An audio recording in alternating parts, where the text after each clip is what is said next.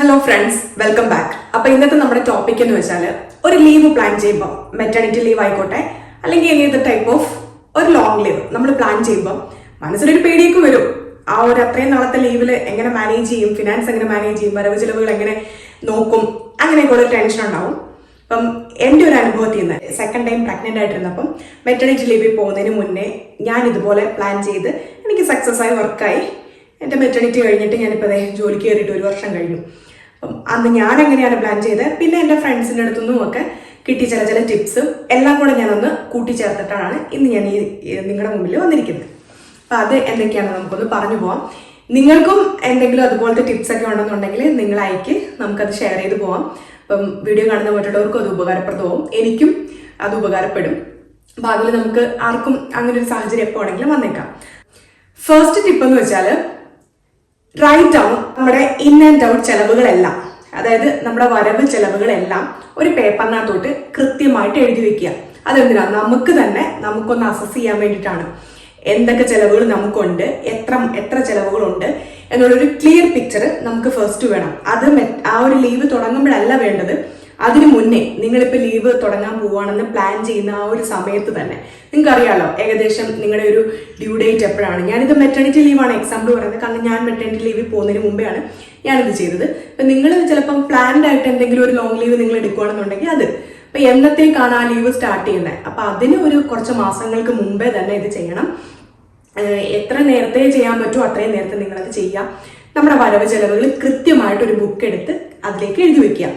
അതാണ് first step എന്ന് വെച്ചാൽ. അപ്പൊ അത് ഇത്രയും നിങ്ങൾ എഴുതി കഴിഞ്ഞോ? അത് കഴിഞ്ഞിട്ട് സെക്കൻഡ് സ്റ്റെപ്പ് എന്ന് വെച്ചാൽ ആ വരവ് നിർത്തിയിട്ട് ആ ചെലവുകൾ ഒന്ന് നോക്കുക. ആ ചെലവുകളിനകത്ത് എന്തൊക്കെ നമുക്ക് ഒഴിവാക്കാൻ കഴിയുമോ, മാക്സിമം എന്ത് ഒഴിവാക്കാൻ കഴിയുമോ അതൊന്ന് ഒഴിവാക്കുക. അതാണ് സെക്കൻഡ് സ്റ്റെപ്പ്.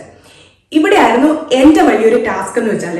കാരണം വെച്ചാൽ ഇവിടെ നമ്മൾ പട്ടിണി കിടക്കാമെന്ന് വിചാരിച്ചാൽ പോലും, ഇവിടെ നല്ല എവിടെയാണെങ്കിലും നമ്മൾ പട്ടിണി കിടക്കാമെന്ന് വിചാരിച്ചാൽ പോലും ഫിക്സഡ് ആയിട്ടുള്ളൊരു ചെലവുകൾ നമുക്കുണ്ട്. എന്താ?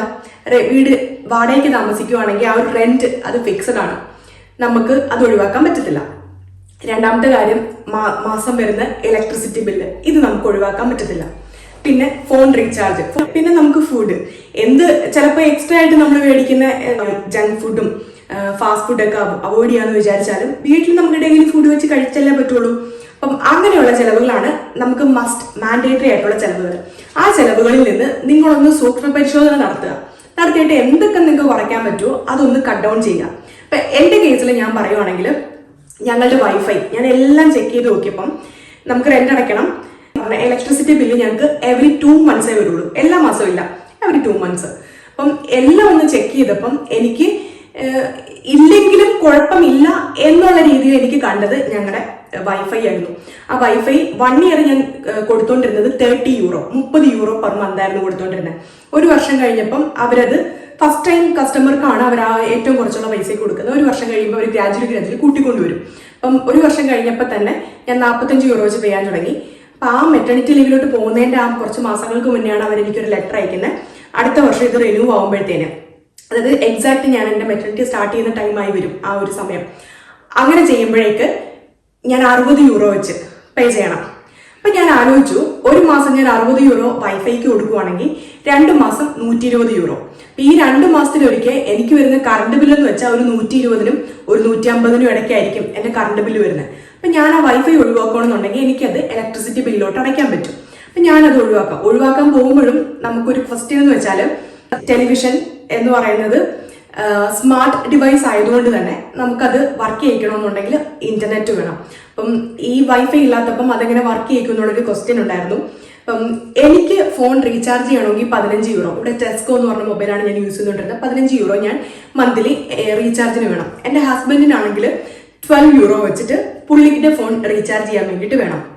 അപ്പം ഞാൻ ആലോചിച്ചു, ഒരു ഫോൺ എക്സ്ട്രാ, എൻ്റെ ഒരു പഴയ ഫോൺ എനിക്ക് ഇരിപ്പുണ്ട്, എൻ്റെ ഹസ്ബൻഡ് പുതിയൊരു ഫോൺ കൊണ്ടുവന്നപ്പം ഒരു പഴയ ഫോൺ വീട്ടിലിരിപ്പുണ്ട്. എന്നാൽ ഒരു കാര്യം ചെയ്യാം, നമുക്കൊരു പുതിയതായിട്ടൊരു സിം ഓർഡർ ചെയ്യാം. സിമ്മിനകത്ത് നമുക്ക് മന്ത്ലി ഇത്ര GB വെച്ച് എക്സ്ട്രാ നമുക്ക് കിട്ടുന്നുണ്ട്. അപ്പോൾ ആ ഫോൺ നമുക്ക് വീട്ടിൽ വെക്കാം, അത് വെച്ചിട്ട് നമുക്ക് TV വർക്ക് ചെയ്യിക്കാം. ഇത് വർക്ക് ആവുമോ ഇല്ലയോ എന്നുള്ളത് നമുക്ക് ഇപ്പം തന്നെ ചെയ്തു നോക്കാം. വർക്ക് ആവും എന്ന് നമ്മൾ കാണുവാണെങ്കിൽ മാത്രം നമുക്ക് വൈഫൈ കട്ട് ചെയ്യാം എന്ന് ഞങ്ങൾ തീരുമാനിച്ചു. അങ്ങനെ ഞങ്ങൾ പുതിയൊരു സിം ഓർഡർ ചെയ്തു. ആ സിം എടുത്ത് എൻ്റെ ഫോണിലിട്ട് കഴിഞ്ഞപ്പം ലാവിഷ് ഡേറ്റ ഉണ്ട്, മൊബൈൽ ഡേറ്റ ഉണ്ട് ലാവിഷായിട്ട്. അപ്പം ആ ഒരു സാധനം മതി. ഞങ്ങൾക്ക് ഒരിക്കൽ പോലും ഒരു ബുദ്ധിമുട്ട് വന്നില്ല, നെറ്റ് കട്ടായി പോയില്ല, നമുക്ക് കണ്ടിന്യൂസ് നമുക്ക് ഉപയോഗിക്കാം. ഞങ്ങളുടെ ഫോൺ എന്തായാലും ഞങ്ങൾക്ക് മാൻഡേറ്ററി ആയിട്ട് റീചാർജ് ചെയ്തേ പറ്റുള്ളൂ. അപ്പം 60 യൂറോ വൈഫൈക്ക് കൊടുക്കേണ്ടതിന് പകരം ഈ ഫോണിനകത്ത് സിമ്മിന് ഞാൻ 12 യൂറോ വെച്ച് ചാർജ് ചെയ്താൽ മതി. അപ്പം പ്രശ്നം സോർട്ട് ഔട്ട്. നിങ്ങളിപ്പോൾ ആലോചിക്കുമായിരിക്കും എന്തിനാണ് ഇത്രയധികം പ്ലാൻ എന്ന്. കാരണം വെച്ചാൽ when I was working in private sector, ആ സമയത്താണ് ഞാൻ സെക്കൻഡ് ടൈം പ്രഗ്നന്റ് ആയത്. പ്രൈവറ്റ് സെക്ടറിൽ വർക്ക് ചെയ്യുന്നവർക്ക് നമ്മൾ മെറ്റർണിറ്റി ലീവിൽ പോകുമ്പോൾ പേയ്മെന്റ് ഇല്ല. അപ്പൊ ഇവിടുന്ന് ഗവൺമെന്റിന്റെ ഒരു തുച്ഛമായ ബെനിഫിറ്റ് മാത്രം വീക്കിലി നമുക്ക് കിട്ടുള്ളൂ. വീക്കിലിയാണ് അത് കിട്ടുന്നത്. ആ 4 ആഴ്ചത്തെ പേയ്മെന്റ് എടുത്താൽ എനിക്ക് 1 മാസത്തെ റെന്റ് കൊടുക്കാൻ വേണ്ടി മാത്രമേ ഇത് തികയുള്ളൂ. 900 യൂറോ ആയിരുന്നു അന്നത്തെ എന്റെ റെന്റ് എന്ന് പറയുന്നത്. അതുകൊണ്ടാണ് ഞാൻ ഇത്രയധികം പ്ലാൻ ചെയ്തത്. കാരണം എനിക്ക് ജോലി ഇല്ലാതാവുമ്പോൾ എന്റെ ഹസ്ബൻഡിന്റെ ഒരാളുടെ വരുമാനത്തിൽ വേണം ഞങ്ങൾക്ക് മുന്നോട്ട് പോകാൻ വേണ്ടിയിട്ട്. അപ്പൊ ഹസ്ബൻഡും എക്സ്ട്രാ വർക്ക് ചെയ്തു കേട്ടോ. അപ്പം ഇതാണ് സെക്കൻഡ് സ്റ്റെപ്പ് എന്ന് പറയുന്നത്. നിങ്ങൾ നിങ്ങളുടെ വരവ് ചെലവുകൾ എഴുതി വെക്കുമ്പോൾ ഏറ്റവും മാക്സിമം നമുക്ക് കുറയ്ക്കാൻ പറ്റുന്ന എന്ത് ചെലവാണോ ആ ഒരു ചെലവെങ്കിലും ഒരെണ്ണമെങ്കിലും കുറയ്ക്കുവാണെങ്കിൽ അത് വേറൊരെണ്ണത്തിലോട്ട് ആഡ് ചെയ്യാൻ പറ്റുവാണെന്നുണ്ടെങ്കിൽ അത് നമുക്കൊരു ബോണസ് പോയിന്റ് ആണ്. അപ്പം ഇതായിരുന്നു സെക്കൻഡ് ടിപ്പ്. മൂന്നാമത്തെ ടിപ്പ് എന്ന് വെച്ചാൽ നമുക്ക് മാസം EMIs ഉണ്ടല്ലോ. അതായത് കാറിന്റെ ഇൻഷുറൻസ് ഉണ്ട്, ഹോം ഇൻഷുറൻസ് ഉണ്ട്, റോഡ് ടാക്സ് ഉണ്ട്, റെന്റ് ഉണ്ട്, അങ്ങനെ ഈ വൈഫൈ ഉണ്ട്, മൊബൈൽ റീചാർജ് ഉണ്ട്, അങ്ങനെ ഇങ്ങനെയുള്ള എല്ലാ കാര്യങ്ങളും. അപ്പം ഇതിനകത്ത് ഞാൻ ചെയ്യാൻ പറ്റുമെന്ന് വെച്ചാൽ മെറ്റർണിറ്റി ലീവിൽ പോകുമ്പോൾ നമുക്ക് പേയ്മെന്റ് ഇങ്ങോട്ട് വരുന്നത് കുറവാണ്. അപ്പം അതിന് മുന്നേ ആയിട്ട് തന്നെ ഈ EMIs ഒരു വർഷത്തേക്ക് അടച്ചു തീർക്കാൻ പറ്റുന്ന എന്തൊക്കെയുണ്ട് എന്നുള്ളത് ഞാൻ ചെക്ക് ചെയ്തു. ഇലക്ട്രിസിറ്റി നമുക്ക് ഒരു വർഷത്തേക്ക് ഫുൾ അടച്ചു തീർക്കാൻ പറ്റില്ല. കാരണം നമ്മുടെ യൂസേജ് അനുസരിച്ചിട്ടാണല്ലോ നമുക്ക് ബില്ല് വരുന്നത്. അപ്പൊ ഞാൻ നോക്കിയപ്പം ഈ റോഡ് ടാക്സ് ഒരു വർഷത്തേക്ക് ഒറ്റയടിക്ക് എടുക്കാം. ഈ മാസം EMI അടയ്ക്കുമ്പോഴത്തേന് നമ്മളെ ഒരു ഇൻട്രസ്റ്റും കൂടെ ചേർത്ത് എക്സ്ട്രാ കുറച്ചും കൂടെയാണ് നമ്മൾ അടയ്ക്കേണ്ടി വരുന്നത്. മാത്രമല്ല മന്ത്ലി ആ EMI ആയിട്ട് പോകുമ്പോൾ നമുക്കതൊരു ബുദ്ധിമുട്ടാണ്. നേരെ മറിച്ച് നമ്മൾ വർക്ക് ചെയ്തുകൊണ്ടിരിക്കുന്ന സമയത്ത് തന്നെ നെക്സ്റ്റ് ഇയറിലേക്കുള്ള ഒരു വർഷത്തേക്കുള്ള അല്ലെങ്കിൽ ഈ സമയം തൊട്ട് അടുത്ത വർഷത്തേക്കുള്ള ഫുൾ പേയ്മെന്റ് നമ്മൾ ചെയ്ത് വെക്കുകയാണെന്നുണ്ടെങ്കിൽ എൻ്റെ ഡ്യൂ ഡേറ്റ് ഒരു ഏപ്രിലാണ് വരുന്നത്. അപ്പം ഞാൻ മാർച്ചിലെ മെറ്റർണിറ്റി പോകാൻ പറ്റൂ. അപ്പോൾ ജനുവരി ഡിസംബർ ഒക്കെയാണ് എൻ്റെ നെക്സ്റ്റ് റിന്യൂവൽ വരുന്നത്. അപ്പോൾ ആ ഒരു സമയത്ത് ഞാൻ വർക്ക് ചെയ്തുകൊണ്ടിരിക്കുന്ന സമയത്ത് തന്നെ ഈ EMIs എല്ലാം എനിക്ക് ഒരുമിച്ച് അങ്ങ് അടച്ചു തീർക്കാം. അപ്പോൾ എന്ത് ചെയ്യും, ഞാൻ ഈ EMIs ഞാൻ ഒരുമിച്ച് അടച്ചു തീർക്കാൻ വേണ്ടി ശമ്പളം വരുന്ന സമയത്ത് തന്നെ ഞാൻ ഇതെല്ലാം ചെയ്യുമ്പോൾ എൻ്റെ ചെലവുകളും ഇത് അടച്ചല്ലേ പറ്റുള്ളൂ. അപ്പോൾ എൻ്റെ ചെലവുകൾ ഓട്ടോമാറ്റിക്കലി ഞാൻ ചുരുക്കുകയും ചെയ്യും. ഞാൻ ചെയ്തതെന്ന് വെച്ചാൽ ഒരു വർഷത്തേക്കുള്ള ഹോം ഇൻഷുറൻസ്, ഒരു വർഷത്തേക്കുള്ള കാർ ഇൻഷുറൻസ്, ഒരു വർഷത്തേക്കുള്ള റോഡ് ടാക്സ്, ഈ സംഭവങ്ങളെല്ലാം ഞാൻ ഒരു വർഷത്തേക്ക് അങ്ങ് പേ ചെയ്തു. അപ്പോൾ എന്തായി, ഞാൻ മെറ്റർണിറ്റി ലീവിൽ പോയപ്പോൾ എനിക്കൊരു സമാധാനം. എൻ്റെ ഫോൺ എടുത്ത് നോക്കുമ്പോൾ തന്നെ എനിക്കൊരു സ്വസ്ഥതയുണ്ട്. അത് EMIs കുറഞ്ഞു. എനിക്ക് മാസം റെന്റ് അടച്ചാൽ മതി. ഇലക്ട്രിസിറ്റി ബില്ല് വരുമ്പോൾ അത് എവറി 2 months അല്ലേ ഉള്ളൂ, ആ 2 months അടച്ചാൽ മതി. അപ്പം അതൊരു സമാധാനമായി. അപ്പം നിങ്ങൾക്കും ഇതുപോലെ വർക്ക് ചെയ്യുന്ന സമയത്ത് തന്നെ നിങ്ങളൊന്ന് മിച്ചം പിടിക്കാൻ ശ്രമിക്കുകയാണെങ്കിൽ ആ സമയത്ത് കിടന്ന് വെപ്രാളം പെടുന്നതിനേക്കാളും നിങ്ങൾ വർക്ക് ചെയ്തുകൊണ്ടിരിക്കുന്ന സമയത്ത് തന്നെ ഇതുപോലെ നിങ്ങൾക്ക് ഒരു വർഷത്തേക്കാൾ പേയ്മെന്റ് സെറ്റിൽ ചെയ്യാൻ പറ്റുന്ന കാര്യങ്ങൾ നിങ്ങളൊന്ന് സെറ്റിൽ ചെയ്യാം. അതാണ് മൂന്നാമത്തെ ടിപ്പ് എന്ന് പറയുന്നത്. 4ാമത്തെ ടിപ്പ് എന്ന് വെച്ചാൽ ഈ ഓൺലൈൻ ഷോപ്പിംഗ് എന്നുള്ളത് ഓൺലൈൻ ഷോപ്പിംഗ് ആണ് അല്ലെങ്കിൽ പോലും മന്ത്ലി നമ്മളിപ്പം നാട്ടിലൊക്കെ ആണെങ്കിൽ ഒന്നും പറയണ്ട, നമ്മളെപ്പോഴും വെളിയിലോട്ട് പോകുമ്പോഴോ ബസ്സിലൊക്കെ പോകുന്ന സമയത്ത് അല്ലെങ്കിൽ ബൈക്കിലോ കാറിലോ എങ്ങനെയാണ് പോകുന്ന സമയത്ത് ടെക്സ്റ്റൈൽ ഷോപ്സ് ഒക്കെ ഇങ്ങനെ നിരന്ന് ഇപ്പോൾ ഉണ്ട്. പെൺപിള്ളേർക്ക് എല്ലാവർക്കും ഉള്ളൊരു ശീലമാണ് ഡ്രസ്സ് കാണുമ്പോൾ അത് അപ്പം തന്നെ മേടിക്കുക. എങ്ങനെ പറഞ്ഞാലും നമുക്ക് ഒഴിവാക്കാൻ പറ്റുന്ന ചെറിയ ചെറിയ ചെലവുകൾ, നമ്മൾ ചുമ്മാ ഷോപ്പ് ചെയ്യുന്നൊരു സ്വഭാവം നമ്മളൊന്ന് നമ്മുടെ ബില്ലൊന്ന് എടുത്ത് നോക്കുവാണെങ്കിൽ, നമ്മുടെ ഫോൺ ആപ്പാണ് നിങ്ങൾ യൂസ് ചെയ്യുന്നതെങ്കിൽ അതിനകത്തൊന്ന് എടുത്ത് നോക്കുവാണെങ്കിൽ നിങ്ങൾക്ക് കാണാൻ പറ്റും ഒരുപാട് ടൈപ്പ് ഓഫ് നമുക്ക് അത് കിട്ടിയില്ലെങ്കിൽ നമ്മൾ മരിച്ചു പോകും എന്നുള്ളൊരവസ്ഥയിലല്ലാത്ത എല്ലാ സാധനങ്ങളും അൺവാണ്ടഡ് ആണ്. ആ ഒരു സമയത്ത് നിങ്ങൾ ഓർക്കുക, നിങ്ങൾ ഇനി ഒരു ക്രൈസിസിലോട്ടാണ് പോകാൻ പോകുന്നത്. നിങ്ങൾ വെൽ മാനേജ്ഡ് അല്ല എന്നുണ്ടെങ്കിൽ നമ്മൾ കടത്തിലോട്ട് പോകാനുള്ള ചാൻസ് ഉണ്ട് ആ ഒരു സമയത്ത്. 6 months മെറ്റർണിറ്റി ലീവ്, പിന്നെ എൻ്റെ 1 മാസത്തെ നോർമലി ഉള്ള ആനുവൽ ലീവ്, അപ്പം 7 months ആയി. അതുകൂടാതെ ഒരു 7 weeks നമുക്ക് പാരന്റൽ ലീവ് എന്നും പറഞ്ഞിട്ട് എടുക്കാം. ഇതും കൂടെ 7 weeks എന്ന് പറയുമ്പോൾ ഓൾമോസ്റ്റ് 2 months ആയി. ടോട്ടൽ 9 months ആണ് ഞാൻ മെറ്റർണിറ്റി ലീവിൽ പോയത്. അപ്പോൾ ഒന്ന് ആലോചിക്കണം, ഒരു വർഷം 9 months ഞാൻ ജോലിയിലാണ്ടിരിക്കുകയാണ്. അപ്പോൾ എങ്ങനെ മാനേജ് ചെയ്യും? അതൊരു ക്വസ്റ്റ്യൻ തന്നെയാണ്. ഇവിടെ ആണെങ്കിലും എവിടെയാണെങ്കിലും ഏത് സ്ഥലത്താണെങ്കിൽ പോലും എല്ലാവർക്കും ഇതൊരു ക്രൈസിസ് സിറ്റുവേഷൻ തന്നെയാണ്. അഥവാ പേയ്മെന്റ് ഉണ്ടെങ്കിൽ പോലും നമ്മളിപ്പോൾ ഗവൺമെന്റ് സർവീസിലാണ്, നമുക്ക് വിത്ത് പേയോടാണ് നമ്മൾ മെറ്റർണിറ്റി ലീവിൽ പോകുന്നെങ്കിൽ പോലും നമ്മുടെ പ്രീമിയംസ് ഒന്നും കിട്ടുന്നില്ല. നമ്മുടെ ബേസിക് പേ മാത്രമേ ആ സമയത്ത് നമുക്ക് കിട്ടുള്ളൂ. പ്രീമിയംസ് എല്ലാം പോവാണ്. അപ്പം മാസം പേയ്മെന്റ് കിട്ടിയാലും നമ്മൾ വർക്ക് ചെയ്തുകൊണ്ടിരിക്കുമ്പോൾ കിട്ടുന്ന അത്ര എമൗണ്ട് ഇല്ല. അപ്പൊ അതുകൊണ്ട് അങ്ങനെ വിത്ത് പേയിൽ പോയാൽ പോലും അതൊരു ക്രൈസിസ് സിറ്റുവേഷൻ ആണ്. അപ്പൊ നമ്മൾ വെൽ മാനേജ്ഡ് ആയിട്ട് പ്ലാൻഡ് ആയിട്ട് ഇരുന്നില്ലെന്നുണ്ടെങ്കിൽ അത് നമ്മളെ ഒരു കടത്തിലോട്ട് കൊണ്ടുപോകാനായിട്ട് ചാൻസ് ഉണ്ട്. നമ്മൾ അൺവാണ്ടഡ് ആയിട്ടുള്ള എല്ലാ ഷോപ്പിംഗ് പരിപാടികളും നിങ്ങൾ ലീവ് പ്ലാൻ ചെയ്യുമ്പോൾ നിങ്ങൾക്ക് അറിയാലോ നിങ്ങളുടെ ഡ്യൂ ഡേറ്റ് എന്നാണെന്ന്, നിങ്ങൾ എന്നാണ് മെറ്റർനിറ്റി ലീവിലോട്ട് പോകാൻ പ്ലാൻ ചെയ്യുന്നത്. അതല്ല പ്ലാൻഡ് മറ്റു തരത്തിലുള്ള ലീവ് ആണെങ്കിലും എന്നാണെങ്കിലും നിങ്ങൾക്ക് അറിയാവുന്നതുകൊണ്ട് നിങ്ങൾ ആ നിശ്ചയിക്കുന്ന ദിവസം തൊട്ട് തന്നെ അൺവാണ്ടഡ് ആയിട്ടുള്ള നിങ്ങൾക്കിപ്പോൾ ഒരു ഡ്രസ്സ് അതെന്ന് വെച്ചാൽ നിങ്ങൾക്ക് കുറച്ച് നാൾ കഴിയുമ്പോൾ നമ്മുടെ വരുമാനമൊക്കെ വരുമ്പോൾ നമുക്ക് വേണ്ട എക്സ്ട്രാ നമുക്ക് മേടിക്കാം, അങ്ങനെയൊക്കെ ഉള്ള കാര്യങ്ങളാണെന്നുണ്ടെങ്കിൽ അതെല്ലാം ഒന്ന് പോസ്റ്റ്പോൺ ചെയ്യുക. വേണ്ടെന്നല്ല പറയുന്നത്, നമ്മൾ തിരിച്ച് ജോലിയോടെ പ്രവേശിച്ചതിന് ശേഷം നമുക്ക് ഒന്നുകൂടെ പഴയ ലൈഫ് സ്റ്റൈലിലോട്ടൊന്ന് വരാം. ആ കുറച്ച് നാളത്തേക്ക് ഒന്ന് ചിലവുകളൊക്കെ ഒന്ന് കുറയ്ക്കുക. ഞാനങ്ങനെ കുറച്ചു. ഞാനിങ്ങനെ ഓൺലൈൻ ഷോപ്പിംഗ് ചെയ്യുമായിരുന്നു. ഇങ്ങനെ ഡ്രസ്സ് ചെരുപ്പ്, ബാഗ്, ഇതൊക്കെ പെൺപിള്ളേർക്ക് എല്ലാവർക്കും ഭയങ്കര ഇൻട്രസ്റ്റ് ഉള്ള കാര്യമാണ്, ഭയങ്കര ഇഷ്ടമാണ്. എനിക്കും അതുപോലെ തന്നെയായിരുന്നു, കുറേ വാങ്ങി കൂട്ടുമായിരുന്നു. ഇപ്പം അത് നന്നായിട്ട് കുറച്ചു കേട്ടോ. ആ ഒരു സമയത്ത് കൺട്രോൾ ചെയ്യാൻ പറ്റിയത് എൻ്റെ ഒരു ലൈഫ് സ്റ്റൈലുമായിട്ട് മാറുകയും കൂടെ ചെയ്തു. അപ്പം അതാണ് 4ാമത്തെ ടിപ്പ്, നമ്മുടെ ചിലവുകളൊക്കെ ഒന്ന് കുറയ്ക്കുക. 5ാമത്തെ നല്ല അടിപൊളി ഒരു ടിപ്പാണ്, വേണ്ട വിധത്തിൽ ഉപയോഗിച്ചില്ലെന്നുണ്ടെങ്കിൽ നല്ലൊരു പാരയാവാനും പറ്റിയ ഒരു ടിപ്പാണിത്. നിങ്ങൾക്ക് ക്രെഡിറ്റ് കാർഡ് ഉണ്ടെന്നുണ്ടെങ്കിൽ ക്രെഡിറ്റ് കാർഡ് വൈസ്ലി യൂസ് ചെയ്യണമെന്നുണ്ടെങ്കിൽ, അതായത് ഈ ക്രെഡിറ്റ് കാർഡ് കൊണ്ടുവച്ചിട്ട് ആവശ്യമില്ലാത്ത എല്ലാ സാധനങ്ങളും പർച്ചേസ് ചെയ്ത് അധിക ചെലവ് വരുത്തി വയ്ക്കുന്ന ഒരാളല്ല നിങ്ങളെന്നുണ്ടെങ്കിൽ ക്രെഡിറ്റ് കാർഡ് നിങ്ങൾക്ക് എന്നും ഒരു അടിപൊളിയായിട്ട് വർക്ക് ചെയ്യുന്ന ഒരു സാധനമായിരിക്കും. പല വിധത്തിൽ തന്നെ ക്രെഡിറ്റ് കാർഡ് ഹെൽപ്പ് ചെയ്തിട്ടുണ്ട്.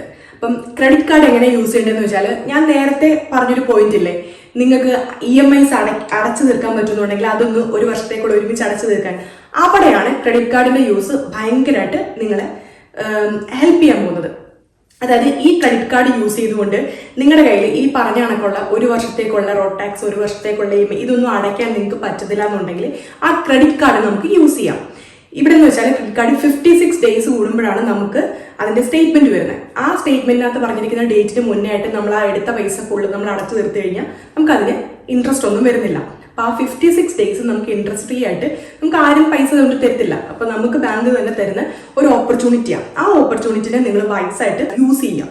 ഞാൻ ചെയ്തതെന്ന് വെച്ചാൽ, ഞാനിപ്പോൾ ഈ വീട് വാങ്ങിച്ചു കഴിഞ്ഞിട്ടും എനിക്ക് പണിക്ക് ആളെ കിട്ടിയപ്പം ആളുടെ ലേബർ ചാർജ് മാത്രമേ പുള്ളി മേടിക്കുള്ളൂ. ഇവിടെ നമുക്ക് ഇടേണ്ട മെറ്റീരിയൽസ് എല്ലാം, ഇപ്പം എക്സാമ്പിൾ പറയുകയാണെങ്കിൽ ടൈല് മാറ്റാൻ വന്നതാണെങ്കിൽ ടൈല്, ടോയ്ലറ്റ് വെക്കാൻ വന്നതാണെങ്കിൽ ആ ടോയ്ലറ്റിൻ്റെ അകത്തുള്ള ടോയ്ലറ്റ് പാനും, നമ്മൾ ഷവർ എടുക്കുന്ന ബാത്ത് ബേസിനും അങ്ങനെ എല്ലാ സാധനങ്ങളും നമ്മൾ മേടിച്ചു കൊടുക്കണം. പുള്ളി ആ ലേബർ അതെല്ലാം ഫിക്സ് ചെയ്ത് തരുമെന്നുള്ള ജോലി മാത്രമേ ചെയ്യുള്ളൂ. അപ്പോൾ ഈ സാധനങ്ങളെല്ലാം വാങ്ങിക്കാനൊക്കെ എൻ്റെ കയ്യിൽ പൈസ ഇല്ലായിരുന്നു. ഓൾറെഡി വീട് വാങ്ങിച്ചു, പിന്നെ ഈ പുള്ളിക്ക് അഡ്വാൻസ് ആദ്യം കൊടുക്കണമായിരുന്നു, പിന്നെ പുള്ളിക്ക് ഓരോ പണി തീർക്കുമ്പോൾ പുള്ളിയുടെ പൈസ കൊടുക്കണമായിരുന്നു. ആ സമയത്തൊക്കെ എന്നെ ഭയങ്കരമായിട്ട് ഹെൽപ്പ് ചെയ്തത് ഈ ക്രെഡിറ്റ് കാർഡാണ്. ക്രെഡിറ്റ് കാർഡ് വെച്ചിട്ടാണ് ഞാൻ എല്ലാ പർച്ചേസും ചെയ്തത്. അപ്പോൾ എന്ത് പറ്റി, എനിക്ക് 56 ദിവസം സമയമുണ്ട്. ഇതിനിടയ്ക്ക് എനിക്ക് 2 പ്രാവശ്യം 56 ദിവസം വെച്ചാൽ ഓൾമോസ്റ്റ് 2 months. അപ്പോൾ ആദ്യം ഒരു 30 ദിവസം കഴിയുമ്പോൾ തന്നെ എൻ്റെ സാലറി വരും. അതിനകത്ത് എനിക്ക് കുറച്ച് പൈസ എടുത്ത് ഈ ക്രെഡിറ്റ് കാർഡിലോട്ട് അടയ്ക്കാം. അടുത്തൊരു വരുമ്പോഴത്തേനും എനിക്ക് ബാക്കി അടയ്ക്കാനുള്ളത് അടച്ചു തീർക്കാം. അത്രയും സമയം നമുക്ക് ഒരാളും പലിശ ഇല്ലാണ്ട് ഒരു 56 ദിവസത്തേക്ക് പൈസ തരുവാണ്.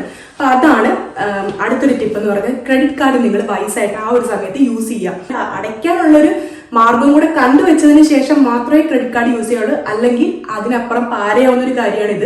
അതുകൊണ്ടാണ് ഞാൻ പറഞ്ഞ ക്രെഡിറ്റ് കാർഡിന്റെ ഇൻട്രസ്റ്റ് ഒക്കെ നമ്മൾ അടച്ചു തീർത്തില്ലെന്നുണ്ടെങ്കിൽ അത് കൂടി ഭയങ്കര ഒരു തലവേദനയായിട്ട് മാറും. അപ്പോൾ വൈസായിട്ട് യൂസ് ചെയ്യണമെന്ന് ഞാൻ പറഞ്ഞത് അതുകൊണ്ടാണ്. അപ്പം നിങ്ങൾക്ക് അടയ്ക്കാൻ പറ്റാത്തൊരു സാഹചര്യത്തിൽ നിങ്ങൾ ഇതെടുത്ത് സ്വൈപ്പ് ചെയ്ത് യൂസ് ചെയ്ത് കടം വരുത്തി വെക്കരുത്. അതിലോട്ട് ഞാൻ പറഞ്ഞ പോലെ ആ ലീവ് പ്ലാൻ ചെയ്തിരിക്കുമ്പോൾ തന്നെ ലീവിലോട്ട് പോകുന്നതിന് മുമ്പായിട്ട് ഈ EMIs ഒക്കെ അടയ്ക്കേണ്ട സമയത്ത് നിങ്ങൾ ഇതെടുത്ത് മുഴുവനായിട്ട് ആ EMIs അടയ്ക്കുക.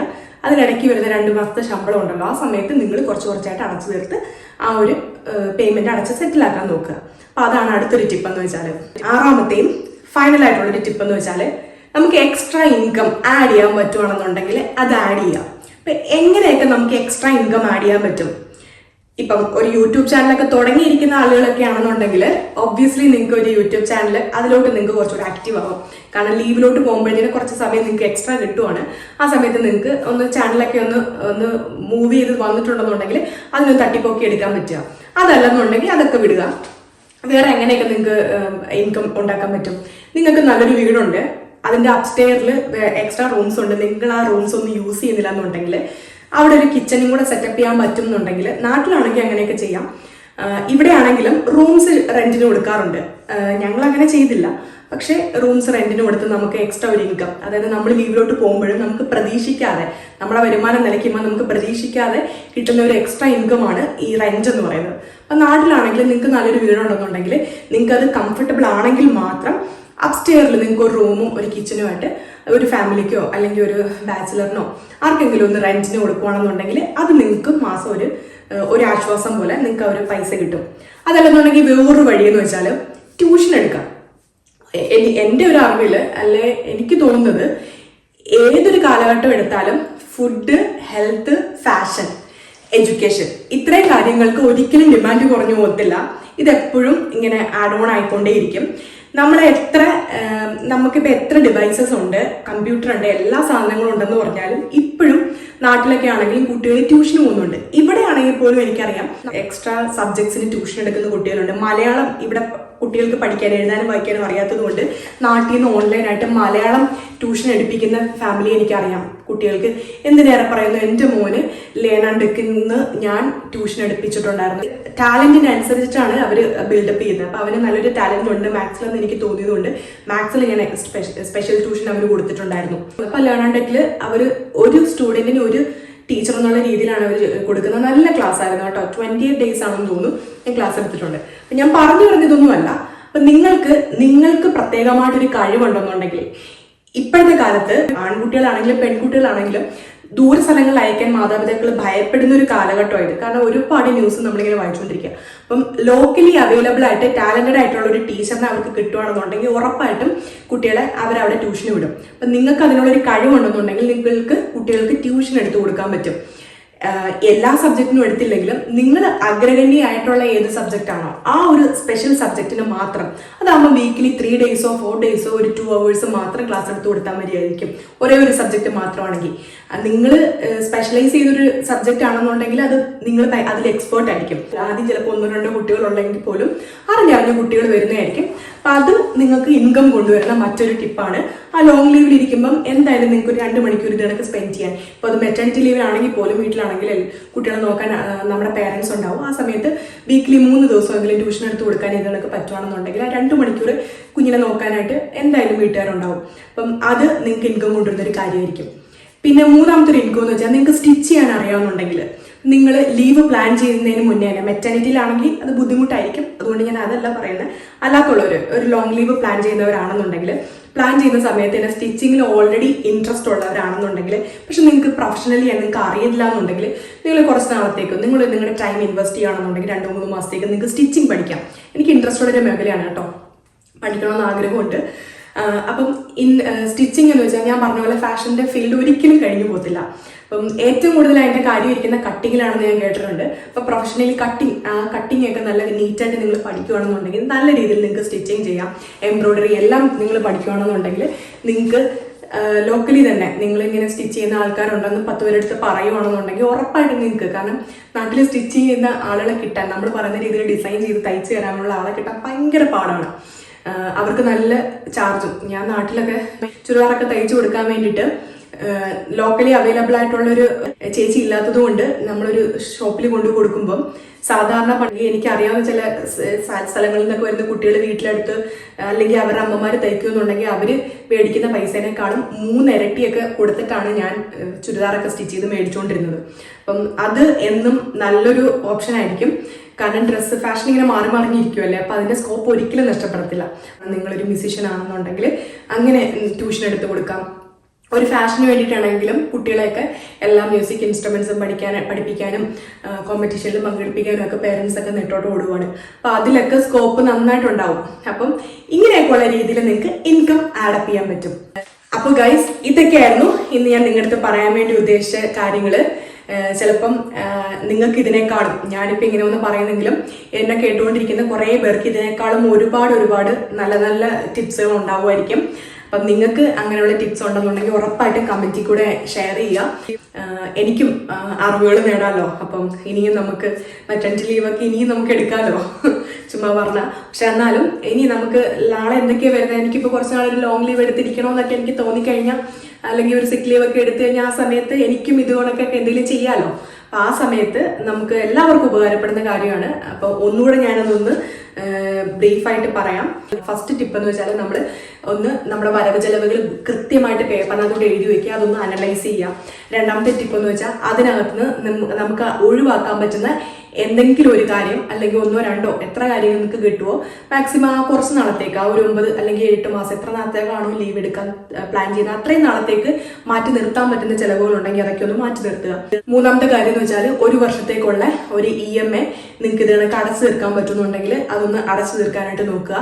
ഞങ്ങൾക്ക് എല്ലാ വർഷവും ഒരു ടാക്സ് റിട്ടേൺ ഉണ്ട്. അപ്പോൾ ആ ടാക്സ് റിട്ടേൺ വെക്കുമ്പോൾ നമുക്ക് കുറച്ച് അത്യാവശ്യം ഒരു 10,000-2,000 യൂറോളം നമുക്ക് കയ്യിലോട്ട് കിട്ടും.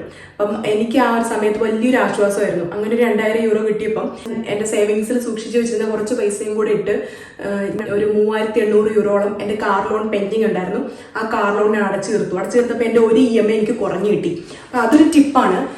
നിങ്ങൾക്ക് EMIs ഒരുപാടുണ്ടെന്നുണ്ടെങ്കിൽ ഏറ്റവും കുറച്ചുള്ളൊരു ലോൺ നിങ്ങൾ ഏതാണ്, നിങ്ങളൊരു ഫോൺ വാങ്ങിച്ചതായിരിക്കാം, എന്തായിരിക്കാം, വാട്ട് എവർ ഇറ്റ് ഈസ്, അത് ഏതാണെന്ന് നിങ്ങൾ നോക്കിയിട്ട് അത്രയും കുറച്ച് പൈസ നിങ്ങൾ ജോലി ചെയ്തുകൊണ്ടിരിക്കുമ്പോൾ തന്നെ എങ്ങനെയെങ്കിലും ഒന്ന് കണ്ടെത്താൻ ശ്രമിച്ചിട്ട് ആ കുറച്ചുള്ള EMI നിങ്ങളൊന്ന് അടയ്ക്കുകയാണെന്നുണ്ടെങ്കിൽ നിങ്ങളുടെ മന്ത്ലി EMI കുറഞ്ഞിരിക്കും. ആ EMI ഇത്ര നാൾ കഴിഞ്ഞ മാസം വരെ ആ EMI അടയ്ക്കാൻ വേണ്ടി നിങ്ങൾ സ്പെൻഡ് ചെയ്തിരുന്ന ഒരു 1,000 രൂപയാണോ അല്ലെങ്കിൽ 800 രൂപയാണോ ആ ഒരു പൈസ നിങ്ങൾക്ക് വേറൊരെണ്ണത്തിലോട്ട് കൂട്ടി അടയ്ക്കാൻ വേണ്ടി ഹെൽപ്പ് ചെയ്യും. അപ്പം നമ്മുടെ വേഗം നമ്മുടെ കടം തീർന്നു കിട്ടും കേട്ടോ.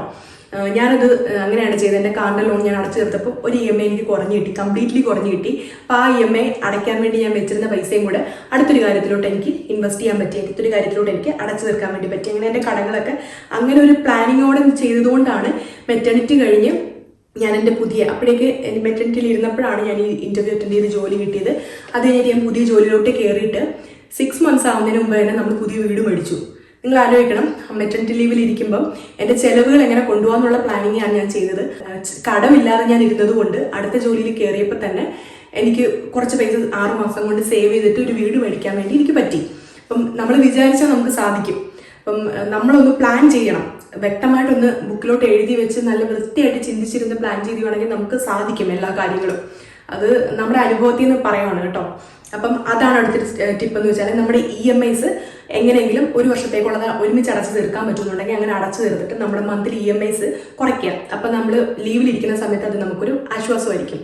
നാലാമത്തെ, അവോയ്ഡ് ഓൺലൈൻ ഷോപ്പിംഗ് ആണെങ്കിലും എന്ത് ഷോപ്പിംഗ് ആണെങ്കിലും അൺവാണ്ടഡ് തിങ്സ് വാങ്ങിക്കുന്ന എല്ലാ കാര്യങ്ങളും നിങ്ങളുടെ ലൈഫിനെ നിലനിർത്താൻ വേണ്ടി നിങ്ങൾക്ക് കഴിക്കേണ്ട ഫുഡും നമുക്ക് അത്രയും ഒഴിവാക്കാൻ പറ്റാത്ത കാര്യങ്ങൾ മാത്രം ആ ഒരു സമയത്ത് വാങ്ങിക്കുക. പ്ലാൻ ചെയ്യുന്ന സമയം മുതൽ ലീവ് തീരുന്നിടം വരെ അതൊന്ന് നല്ല വൃത്തിയായിട്ട് കൺട്രോൾ ചെയ്യുക. നമ്മൾ ഫാസ്റ്റിംഗ് ഒക്കെ എടുത്ത് നമ്മുടെ ഫുഡിൽ കൺട്രോൾ ചെയ്യുന്ന പോലെ നമ്മുടെ ചെലവിൽ മസ്റ്റ് ആൻഡ് മാൻഡേറ്ററി നമ്മൾ ഒന്ന് കൺട്രോൾ ചെയ്യുക. അഞ്ചാമത്തെ ടിപ്പ് എന്ന് വെച്ചാൽ ക്രെഡിറ്റ് കാർഡ് വൈസ്ലി യൂസ് ചെയ്യാം. ഈ ക്രെഡിറ്റ് കാർഡ് നമുക്ക് കുറച്ച് നാളത്തേക്ക് ഇൻട്രസ്റ്റ് ഇല്ലാതെ ബാങ്ക് നമുക്ക് തരുവാണ്. ഒരാൾ നമുക്ക് കടമായിട്ട് 1 മാസത്തേക്ക് നമ്മുടെ ഒരു ഫ്രണ്ട് തരുന്നത് പോലെ നമുക്ക് തരുവാണ്. അതിനകത്ത് ഇൻട്രസ്റ്റ് ഇല്ല. ആ ഒരു സ്റ്റേറ്റ്മെന്റ് ഇതിനകത്ത് പറഞ്ഞേക്കുന്ന ആ കാലാവധിക്കുള്ളിൽ നമ്മൾ അടച്ചു തീർക്കുകയാണെന്നുണ്ടെങ്കിൽ അപ്പോൾ ഈ 1 വർഷത്തേക്കുള്ള EMI അടയ്ക്കാൻ വേണ്ടിയിട്ട് ഈ കാർഡ് വൈസായിട്ട് യൂസ് ചെയ്യുക. എന്നിട്ട് നമ്മുടെ ആ പേയ്മെന്റ് നമ്മൾ ജോലി ചെയ്തുകൊണ്ടിരിക്കുന്ന സമയത്ത് തന്നെ പേയ്മെന്റ് വരുമ്പോൾ തന്നെ ആ പേയ്മെന്റ് അടച്ചങ്ങോട്ട് തീർക്കുക. ക്രെഡിറ്റ് കാർഡിൽ കടം വരുത്തി വെക്കരുത്. ക്രെഡിറ്റ് കാർഡ് ഉപയോഗിച്ച് ഈ ആഡംബര ചെലവുകൾ നടത്താൻ വേണ്ടി ഒരിക്കലും ക്രെഡിറ്റ് കാർഡ് വൺസ് യൂസ് ചെയ്ത് ശീലിച്ചു കഴിഞ്ഞാൽ അത് നിങ്ങൾക്ക് ശീലമാവും. ഇതിനേക്കാൾ വലിയൊരു കടം നമുക്ക് വരുത്തി വെക്കാൻ വേറെ ഒന്നും വേണ്ട. അവസാനത്തെ ടിപ്പാണ് എക്സ്ട്രാ ഇൻകം കിട്ടുന്ന എന്തെങ്കിലും ഒരു കാര്യം നിങ്ങൾ ചെയ്യുക. വീട് റെന്റിന് കൊടുക്കുകയോ, കുട്ടികൾക്ക് ട്യൂഷൻ എടുക്കുകയോ, സ്റ്റിച്ചിങ് പഠിച്ചിട്ട് സ്റ്റിച്ച് ചെയ്ത് കൊടുക്കുകയോ, അങ്ങനെ എന്തെങ്കിലും കാര്യങ്ങൾ ചെയ്യാം. സ്റ്റിച്ചിങ് പഠിച്ചു കഴിഞ്ഞാൽ നമുക്ക് പോലും വെളിയിൽ കൊടുത്ത് തയ്പ്പിക്കേണ്ട രൂപ പോലും നമുക്ക് ലാഭിക്കാം. നമ്മുടെ ഇഷ്ടത്തിന് നമ്മുടെ ഡ്രസ്സ്, നമ്മുടെ കുട്ടികളുടെ ഡ്രസ്സൊക്കെ നമുക്ക് സ്റ്റിച്ച് ചെയ്തിടാം. എന്നെ ഇവിടെ അറിയാവുന്ന എൻ്റെ ഫ്രണ്ട്സിനാണെങ്കിൽ അവർക്കറിയാം, ഞാനൊരു മിനി സിലായി മെഷീൻ മേടിച്ചിട്ടുണ്ടായിരുന്നു. ഒരു കുട്ടി ഇലക്ട്രിക്കിൻ്റെ ഒരു തയ്യൽ മെഷീൻ. അതായത് നമ്മളൊരു ഷോപ്പിൽ കൊണ്ടുവന്ന് സ്റ്റിച്ച് ചെയ്യണമെങ്കിലോ, നമ്മുടെ പാൻറ്റിൻ്റെ ലെങ്ത് കുറയ്ക്കണമെങ്കിലോ, ഒന്ന് ഷേപ്പ് ചെയ്യണമെന്നുണ്ടെങ്കിലോ മിനിമം നമ്മൾ 30 യൂറോങ്കിലും കൊടുക്കണം. 40 യൂറോ ആണ് മാക്സിമം ഒന്ന് ഷേപ്പ് ചെയ്ത് എല്ലാം ചെയ്ത്. ആ ഡ്രസ്സിന് ചിലപ്പോൾ അത്രയും വില ഉണ്ടാവത്തില്ല. ഭയങ്കര പൈസയാണ് നമ്മൾ വെളിയിലൊക്കെ കൊണ്ടുപോയി സ്റ്റിച്ച് ചെയ്യണമെന്നുണ്ടെങ്കിൽ. അപ്പം മെറ്റർണിറ്റി ലീവിൽ ഇരുന്ന സമയത്താണെങ്കിൽ എൻ്റെ ഡ്രസ്സൊക്കെ എനിക്ക് വലുതാക്കണമായിരുന്നു. അതായത് എല്ലാം ഇങ്ങനെ ടൈറ്റ് ആയിട്ടുള്ള ഡ്രസ്സുകളാണ്. എസ്പെഷ്യലി എൻ്റെ യൂണിഫോം നമുക്ക് എക്സ്ട്രാ തരും. പക്ഷെ എന്നാലും കുറേ ഡ്രസ്സുകൾ എല്ലാം നമുക്ക് എടുത്ത് കളയാൻ പറ്റത്തില്ല. നമുക്കൊന്ന് സൈസ് ചെയ്യണം. ചിലപ്പോൾ വലിയ ഡ്രസ്സ് മേടിക്കുമ്പോൾ ഒരുപാട് വലുതാവും. നമുക്കതൊന്ന് ഷേപ്പ് ചെയ്യണം. എനിക്ക് ഒരുപാട് ആവശ്യം വന്നു. ആ ഒരു സമയത്ത് എന്നെ നന്നായിട്ട് ഹെൽപ്പ് ചെയ്തു. ഞാൻ തന്നെയാണ് എൻ്റെ ഡ്രസ്സ് വെളിയിലൊന്നും പ്രൊഫഷണലി തയ്ച്ചു കൊടുക്കാൻ എനിക്ക് അറിയത്തില്ലെങ്കിലും എൻ്റെ ഡ്രസ്സൊക്കെ ഞാൻ ഷേപ്പ് ചെയ്ത് ഞാൻ എടുക്കുമായിരുന്നു. അപ്പോൾ അങ്ങനെ നിങ്ങൾക്ക് പൈസ ലാഭിക്കാൻ പറ്റും. നമ്മുടെ പഴയ ഡ്രസ്സുകളൊക്കെ ഉണ്ടെങ്കിൽ നമ്മുടെ കുട്ടികൾക്ക് അത് റീസൈസ് ചെയ്ത് ചെറുതാക്കി കൊടുക്കാം, നമ്മുടെ ഇഷ്ടത്തിന് കുട്ടികൾക്ക് സ്റ്റിച്ച് ചെയ്യാം. അപ്പോൾ അത് ഭയങ്കര ഒരു യൂസ്ഫുൾ ആയിരിക്കും. അപ്പോൾ ഇതൊക്കെയായിരുന്നു നമ്മളൊരു ലീവ് പ്ലാൻ ചെയ്യുമ്പം. ഇപ്പം ലീവ് പ്ലാൻ ചെയ്തില്ലെങ്കിൽ പോലും നമുക്ക് നമ്മുടെ ചിലവുകളൊക്കെ ഒന്ന് കൺട്രോൾ ചെയ്യാൻ വേണ്ടി ഈ ടിപ്സുകൾ നിങ്ങളെ ഹെൽപ്പ് ചെയ്യുമെന്ന് ഞാൻ വിചാരിക്കുന്നു. അപ്പോൾ ഇനിയും നിങ്ങൾക്ക് എന്തെങ്കിലും മോർ ടിപ്സ് ഉണ്ടെന്നുണ്ടെങ്കിൽ ഉറപ്പായിട്ട് നിങ്ങൾ കമൻറ്റ് ചെയ്യുക. അപ്പോൾ ഈ വീഡിയോ ഇഷ്ടപ്പെട്ടെന്നുണ്ടെങ്കിൽ ലൈക്ക് ചെയ്യുക. അപ്പം ഇനിയും നല്ല അടിപൊളി വീഡിയോ ആയിട്ട് നമുക്ക് വീണ്ടും കാണാം. അപ്പം ടാറ്റാ, ബൈ ബൈ.